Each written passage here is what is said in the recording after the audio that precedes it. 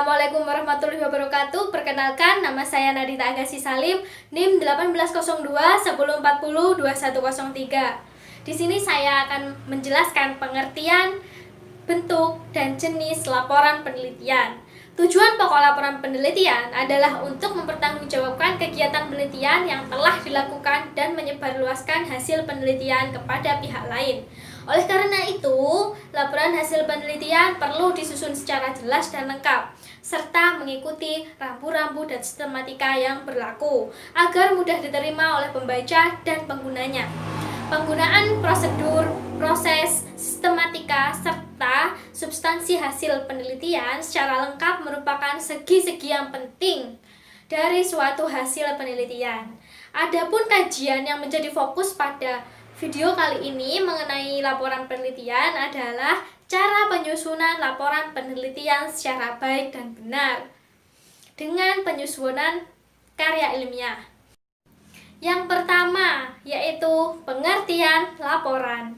Nah, pengertian laporan ini merupakan suatu kegiatan penyampaian atau penyajian fakta-fakta dan pemikiran hasil penelitian yang sudah dilaksanakan.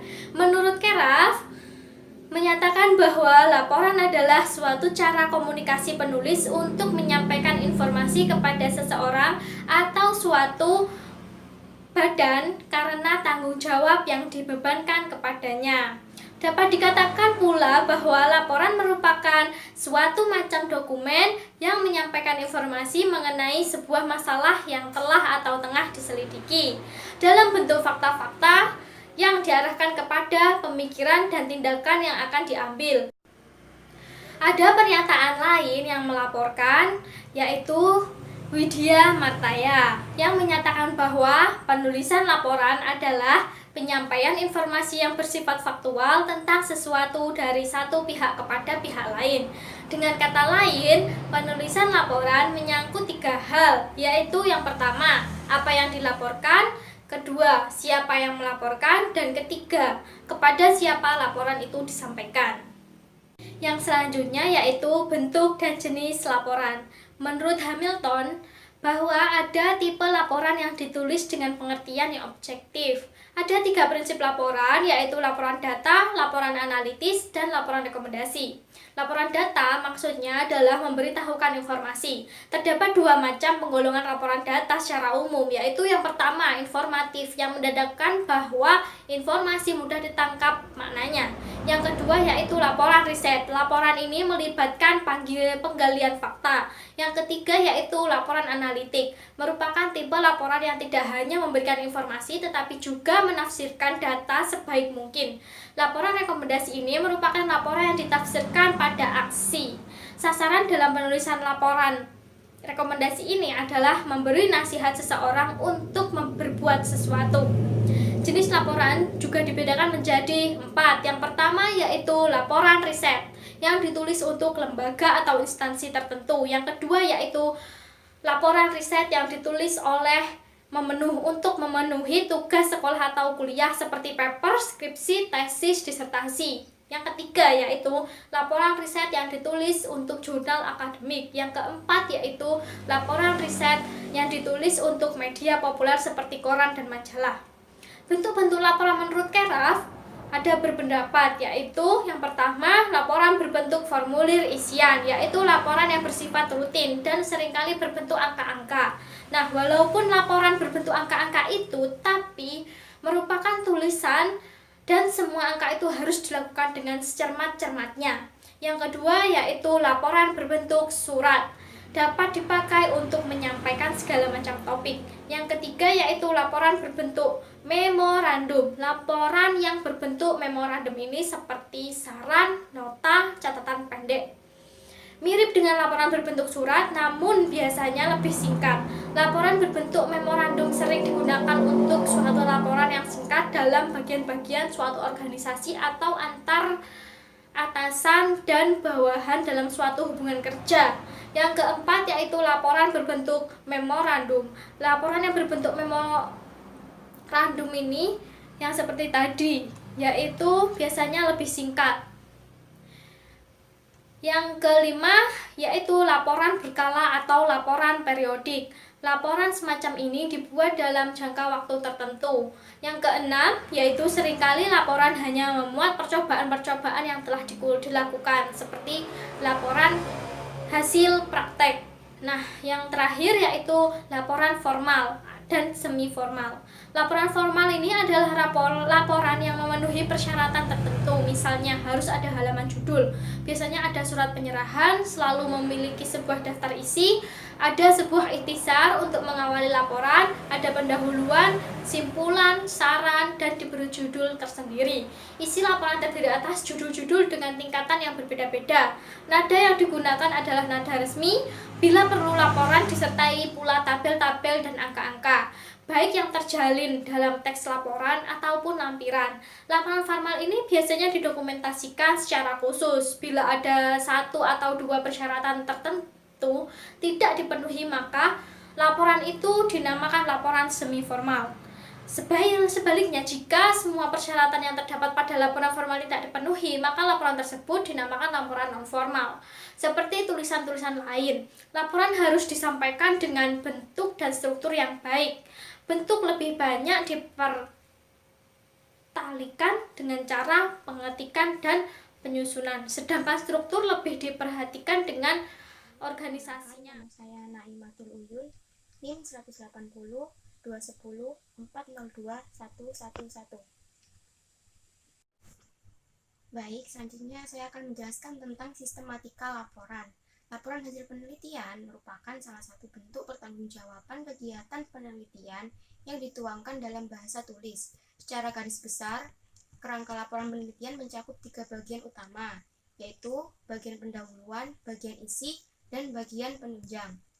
Yang pertama, bagian pendahuluan terdiri atas halaman judul, lembar persetujuan, kata pengantar, daftar isi, daftar tabel, daftar gambar dan lampiran, serta abstrak atau ringkasan. Yang kedua yaitu bagian isi, pada umumnya terdiri dari beberapa bab, yaitu bab 1, permasalahan atau pendahuluan. Bab 2, berisi kajian teori atau pembahasan kepustakaan. Bab 3, metodologi penelitian dan prosedur pengkajian. Bab 4 berisi hasil-hasil dan diskusi hasil kajian. Bab 5 berisi tentang kesimpulan dan saran-saran. Yang selanjutnya yaitu bagian ketiga ada bagian penunjang, biasanya terdiri atas daftar pustaka, yang kedua lampiran-lampiran yang diperlukan untuk menunjang isi laporan. Teknik atau cara pengembangan laporan tersebut sehingga lebih mudah dan cepat menyusun sebuah laporan penelitian. Untuk itu, penulis laporan harus memperhatikan norma-norma berikut. Yang pertama, jenis dan spesifikasi kertas yang digunakan adalah HVS atau A4 dengan berat gram untuk isi, sedangkan cover luar menggunakan kertas buffalo atau linen. Yang kedua, naskah berukuran 21 cm x 28 cm. Yang ketiga, naskah diketik dengan huruf yang sama, Arial atau Times New Roman, dengan poin 12 kecuali judul atau subjudul 14 poin dan bold atau tebal.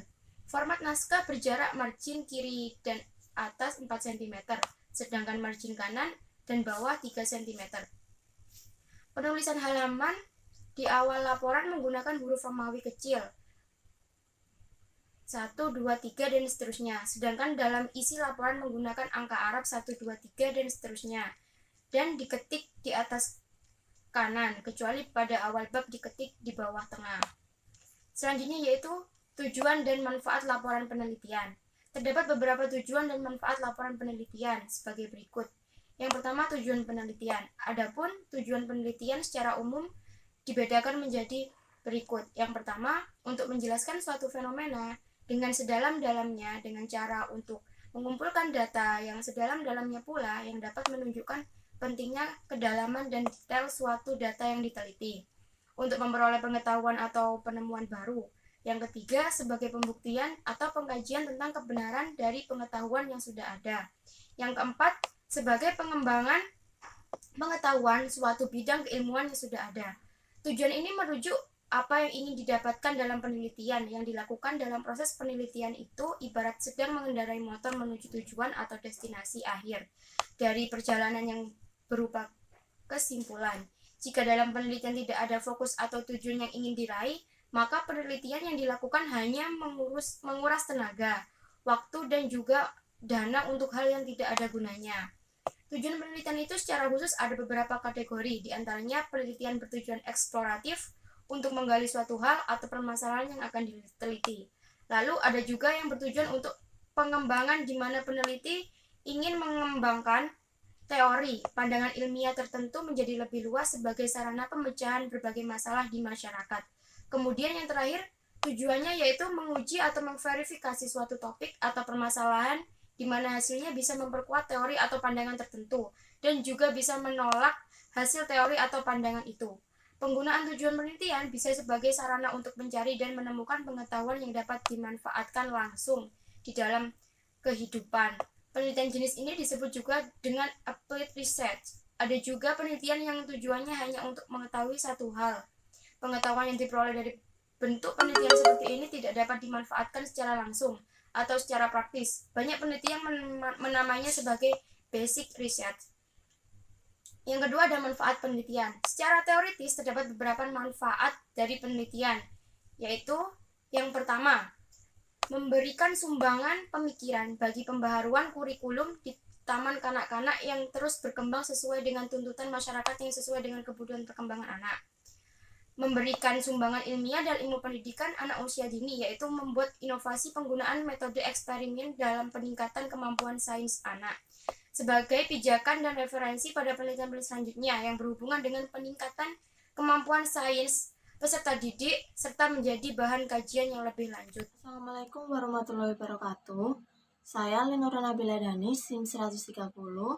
Di sini saya akan melanjutkan penjelasan dari Sabdari Naim mengenai manfaat pokok-pokok hasil laporan penelitian.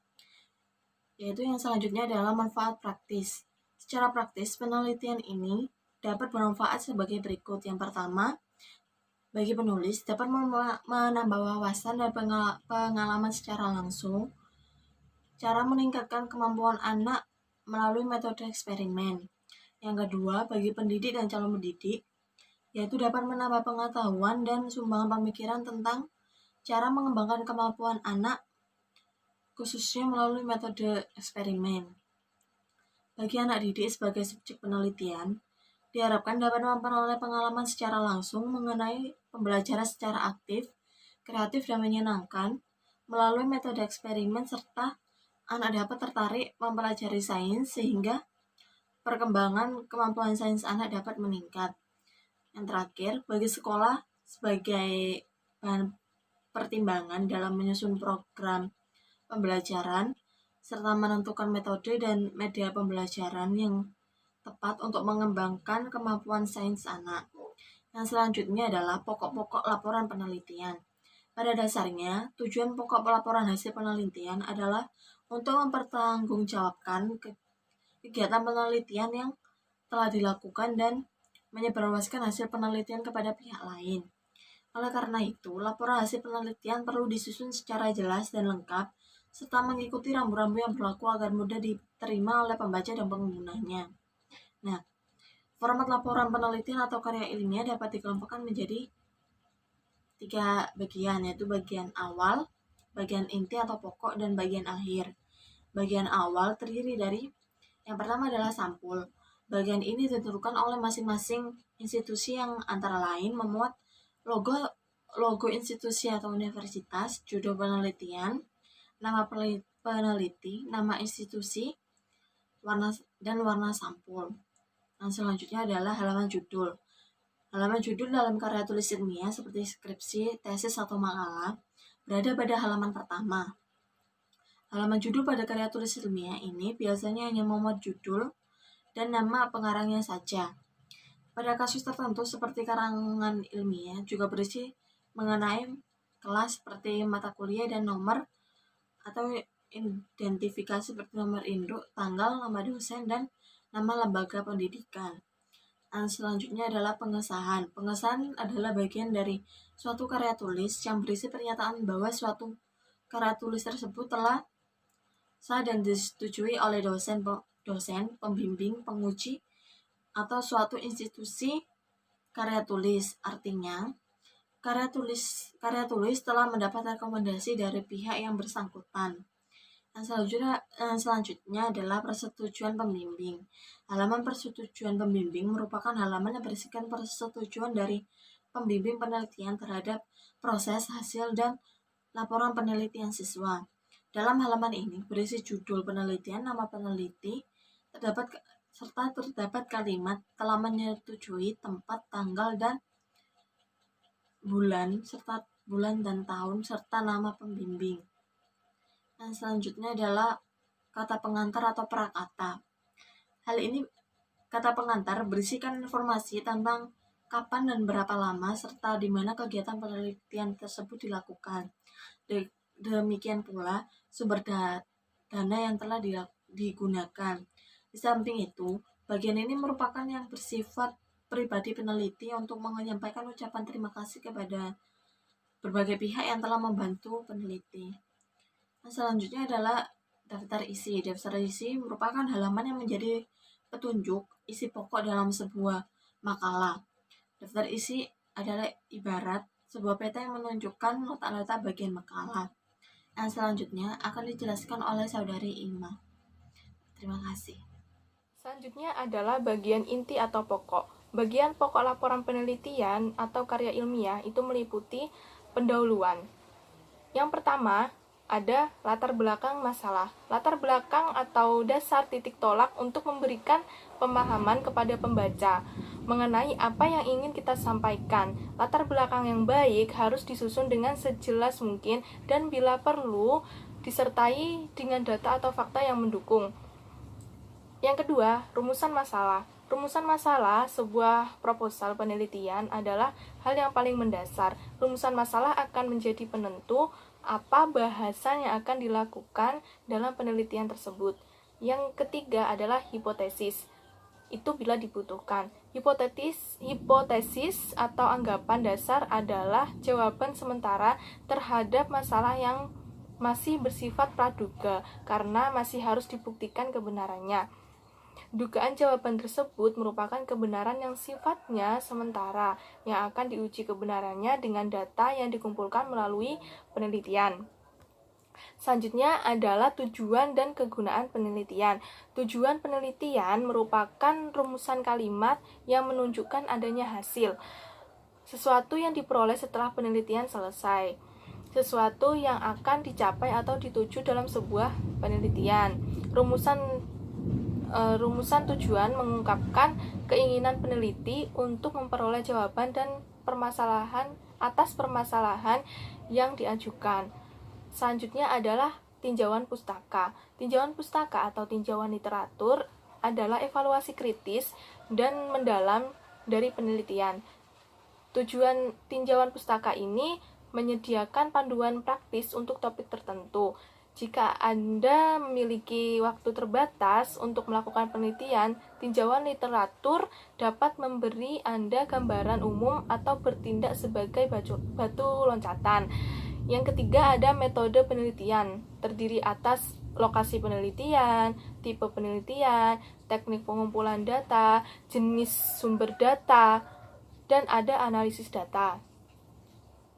Selanjutnya ada penutup yang terdiri atas kesimpulan dan saran. Pada dasarnya, bagian ini merupakan jawaban dari permasalahan yang dirumuskan pada bab pendahuluan dan persoalan-persoalan yang dibahas dan dianalisis pada bab-bab sebelumnya.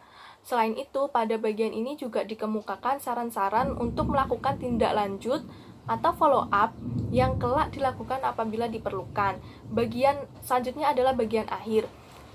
Pada bagian akhir itu ada satu daftar pustaka. Dalam bagian ini dikemukakan rujukan buku-buku atau pustaka yang benar-benar dipergunakan penulis laporan penelitian atau karya ilmiah. Apabila jumlahnya cukup banyak, daftar pustaka dapat disusun menurut klasifikasi sebagai berikut. Yang pertama adalah buku-buku yang kedua artikel, yang ketiga majalah atau surat kabar. Dapat pula diambil dari website. Daftar pustaka itu harus disusun sesuai dengan teknis penulisan yang telah disepakati, yaitu menurut abjad, nama pengarang atau penulis. Selanjutnya untuk itu peneliti diwajibkan mengikuti teknis penulisan kepustakaan yang baku, yaitu cara penulisan nama pengarang dan judul buku atau karyanya sampai dengan jilid, edisi, nama penerbit, dan tahun terbitnya. Selanjutnya ada lampiran. Lampiran ini dibutuhkan apabila ada bahan-bahan yang bersifat melengkapi atau menjelaskan mengenai hal-hal yang tidak dapat dikemukakan dalam materi laporan atau karya ilmiah. Misalnya peraturan-peraturan, surat keputusan, surat perjanjian, ADART organisasi, dan sebagainya.